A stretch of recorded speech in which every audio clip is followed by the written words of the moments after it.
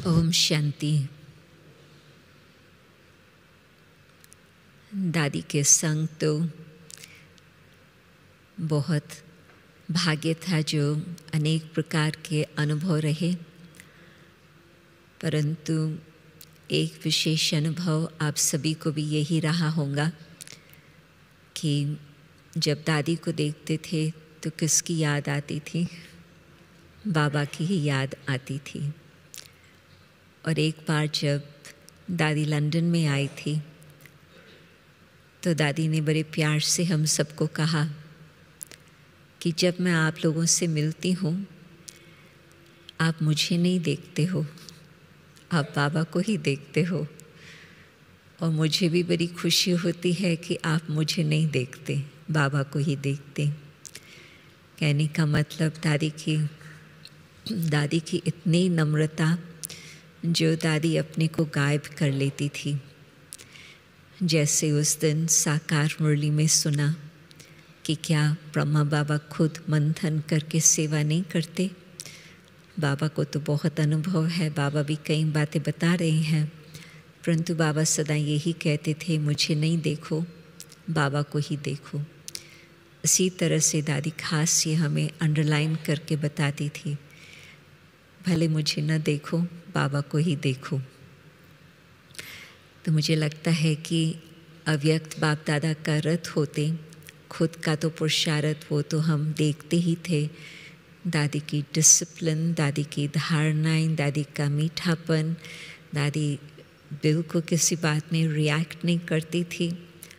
जो बाप दादा हमें अव्यक्त मूल्यों में शिक्षा देते हैं, लगता था कि दादी ने ऊपर ही बैठ करके वो सुनकर या यहाँ नीचे आकर के बाद में पढ़ कर, परंतु बाबा का जो इतना संग का रंग लग गया, बिल्कुल वही बातें हम दादी के जीवन में प्रैक्टिकल स्वरूप में देखते रहे। उसमें खास तो हम कहेंगे जो दादी का बिल्कुल इतना शांति की स्थिति, बाबा की याद की शक्ति की स्थिति, उसका तो कई प्रकार से अनुभव है। विशेष अनुभव ये रहा कि 2 बारी 1 वर्ष में 2 सप्ताह में दादी 5 देशों का टूर किया। और फिर नेक्स्ट ईयर मैं समझती 210 की बात है, जो दादी 5 देशों का टूर 2 सप्ताह में करे। आप सोचो, आप भी जवान होते भी थोड़ा विचार करो, 5 देशों में टूर करना कोई सहज बात नहीं होती। अलग अलग भोजन, अलग अलग लोग, अलग अलग भाषाएं, कितनी प्रकार की बातें आती है। परंतु दादी ने एक तो 2010 में 5 देशों का टूर किया, फिर नेक्स्ट 2011 में फिर दोबारा दादी ने 5 और देशों का टूर किया। जैसे कि दादी का संकल्प था कि ये खास यूरोप मिडिल ईस्ट की बात है। दादी को संकल्प था कि जहाँ पर बाबा के स्थान बने हुए हैं, वहाँ मैं पाँव रख कर के उन आत्माओं को मैं उन्हों की सेवा करूं, अथवा उन्हों को मैं नज़दीकपन से अनुभव कराऊं अथवा भाषण दूं। तो जब जो पहला टूर था, उसमें दादी ने फ्रांस का रखा था प्रोग्राम। उसमें पेरिस में दादी की जब अव्यक्त बाप दादा से कुछ प्रश्न पूछा गया सेवा के संबंध से, वहाँ कुछ गवर्नमेंट की तरफ से रुकावटें थी, तो बाबा ने दादी के द्वारा फ्रांस वाले लोगों को संदेश दिया था कि आप लोग ऐसी तपस्या करो, जो सारे देश मिल करके दिन में सवेरे शाम ऐसा टाइम फिक्स करो, जो आप कुछ समय तक वो तपस्या करके देश का वातावरण बदली करो। और प्रैक्टिकल 6 मास के अंदर ऐसा वातावरण चेंज हो गया, जो ब्रह्मा कुमारीज का पहले कार्य हम लोगों को वहाँ हॉल लेना ही संभव नहीं था, क्योंकि कुछ ऐसे कायदे कानून बन गए थे। परंतु 6 मास के बाद उन्होंने ये शुभ समाचार भेजा कि अभी वो वातावरण चेंज हो गया है, हम लोगों को छुट्टी मिल गई है, हम लोग हॉल भी ले सकते हैं और बड़े बड़े लोगों के साथ मुलाकात भी हो गई। तो दादी इतना क्लियर इंस्ट्रूमेंट थी, जो दादी के द्वारा जो संदेश आता था, यदि कोई एक्यूरेट उसकी पालना करे वो जादू का खेल हो जाता था। तो दादी को भी फिर उन्होंने तो नेचुरली दादी को निमंत्रण दिया आने का, तो दादी भी बहुत प्यार से, बहुत खुशी से वहाँ चली। और वहाँ पर इतना बहुत बड़ी संख्या थी विदेश के हिसाब से, यहाँ तो और 0 ऐड करो तो कहेंगे बड़ी संख्या है, वहाँ तो करीब 300 की संख्या थी। सारे फ्रांस के ब्राह्मण और आजू बाजू के देशों के भी ब्राह्मण पहुँच गए थे। तो वो छोड़े ही नहीं दादी को। लास्ट दिन भी दादी का क्लास पूरा हुआ तो भी कुछ न कुछ, कोई डांस करे, कोई गीत गाए, मतलब ऐसे उन्होंने अपने उमंग से ऐसे रखा टाइम टेबल, जो दादी लास्ट मिनट के लिए एयरपोर्ट पर निकली। और बाय चांस उस दिन बहुत ज़बरदस्त भीड़ थी रोड पर, ट्रैफिक इतना जैम था। तो वैसे तो नॉर्मल हिसाब से तो दादी का एयरपोर्ट पर आना और सीधा चले जाना, परंतु उस दिन मुझे भी याद नहीं है क्या कारण बना, परंतु टिकट का कुछ नीचे ऊपर था, तो उन्होंने थोड़ा टाइम लगा लिया। और उस समय हम लोग, मैं और एक दो और बहनें थी साथ में, भाषा उनकी फ्रेंच भाषा, तो मेरे साथ भी एक दो थे। तो हम लोग एक स्थान से दूसरे स्थान, दूसरे स्थान से तीसरे स्थान, हम लोग दौड़ करते रहे, टिकट्स का देखना करना।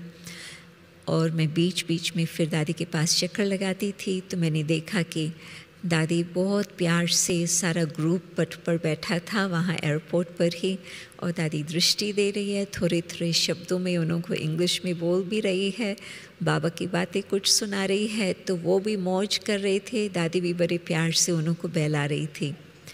उस बीच में जब तक हमारी टिकट का कुछ इंतज़ाम हो, फिर हम लोगों को संदेश मिला कि जो दो बहनें लंदन की है, मैं और एक और बहन थी, उनको तो जाने का हो सकता है, दादी और नीलू बहन को नहीं मिल सकता, तो हम उनको छोड़ के कैसे जाएं पेरिस के एयरपोर्ट पर। तो हम लोगों ने भी वो चेंज करा लिया, ठीक है। और फिर बाय चांस, नहीं तो उसी दूसरे इटली में जाना था, और इटली में भी कोई मेन सेंटर पर नहीं, एक और छोटा शहर है, क्योंकि फिर जाना था रिट्रीट प्लेस पर।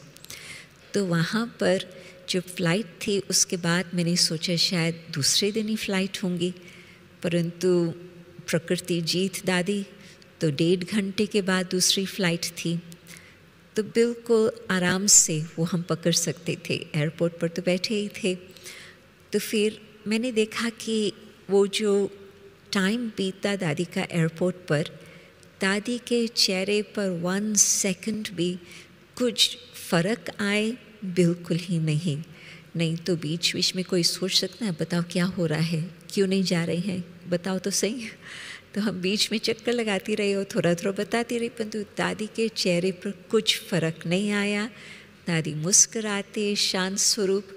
आप सोचो आपका फ़्लाइट मिस हो जाए, आपकी क्या उथल पाथल होंगी मन में, परंतु दादी ऐसे शांत, जो सब बातें ठीक भी हो गई, टिकट्स का प्रबंध भी हो गया। और फिर हमने सोचा कि वैसे तो था कि हम वहाँ जा कर के भोजन करेंगे, फिर उन्होंने पेरिस में जल्दी जल्दी कुछ प्रबंध करके दादी के लिए भेज दिया, हम सब के लिए भी। तो दादी ने इतना प्यार से सबके साथ पिकनिक करके, भोजन करके, फिर सभी को छुट्टी दी। फिर मैं समझती हूँ दादी का करीब 3 घंटा उस दिन एयरपोर्ट पर था, तो दादी कहती थी कोई हर्जा नहीं, कोई हर्जा नहीं। मुझे भी थोड़ा फिक्र हो गया। दादी कहे नहीं तुम सोचो नहीं, इनको ये एक्स्ट्रा पालना मिलने वाली थी। तो हर बात में पॉजिटिव सोचना, ये भी दादी का आप लोगों ने सुना भी होगा, देखा भी होगा, परंतु ये बहुत बड़ी अंडरलाइन हो गई। परंतु दादी के शांति की स्थिति का मैंने देखा कि किसी बात में, टिकट की तो चलो एक बात है, शायद उसी समय या दूसरी सेकंड टूर में हम लोग थे टर्की में, और टर्की में एक माता थी जिसका बहुत सुंदर मकान था एक छोटे से आइलैंड पर, और वो चाहती थी कि दादी को मैं अपनी बोट में वहाँ लेके चलूँ और वहाँ मैं अपने फ्रेंड्स के साथ दादी की मुलाकात करूँ। तो वो उसकी पर्सनालिटी भी विशेष थी उस माता की, तो दादी ने प्यार से स्वीकार किया था। तो हम लोग बोट में चढ़े, छोटा सा ही बोट था, मीन्स 10 लोगों का, 10 से ज़्यादा नहीं। तो हम लोग सब उसमें आ गए जो भी नज़दीक वाले थे, तो और माता भी साथ में थी। तो रास्ते में आधे घंटे का ही सफ़र था बोट में, कोई लंबा सफ़र नहीं था, परंतु 10-15 मिनट के बाद बहुत स्ट्रेंज हिसाब से, क्लाइमेट का हिसाब कुछ अलग ही होता कब कब, तो बोट हिलने लगी, बहुत हिलने लगी। तो नीलू बहन और हम दादी को देखें, दादी ठीक है, क्योंकि बोट इतना हिलना कोई सिंपल बात नहीं है, परंतु दादी बिल्कुल शांति में, बिल्कुल अपनी स्थिति में निसंकल्प, और करीब 10 मिनट तक ये खेल चला प्रकृति का, जैसे हम लोगों को दिखाने के लिए कि दादी फिजिकल प्रकृति जीत भी है। और दादी बिल्कुल शांत रही। हम लोग उस स्थान पर पहुँचे और वो माता भी थोड़ी घबराई हुई थी कि ये तो मैंने बिल्कुल एक्सपेक्ट नहीं किया था। दादी आप ठीक हो, आप क्लास करा सकेंगे, आप सबसे मिलेंगे, आपको थोड़ी, दादी कही नहीं मैं बिल्कुल ठीक हूँ, ना मुझे रेस्ट चाहिए ना मुझे कुछ चाहिए, बस जिस कार्य के लिए बाबा ने भेजा है मैं उसमें हाज़िर हूँ। तो फिर उस समय भी देखा दादी का प्रकृति जीत। उस समय एक तरफ था टर्की, दूसरी तरफ था इज़राइल। टर्की मुसलमान देश, इज़राइल यहूदियों का देश, और उस समय फिर ग्रीस में भी जाना हुआ। ये सब देश आपस में आजू बाजू में है।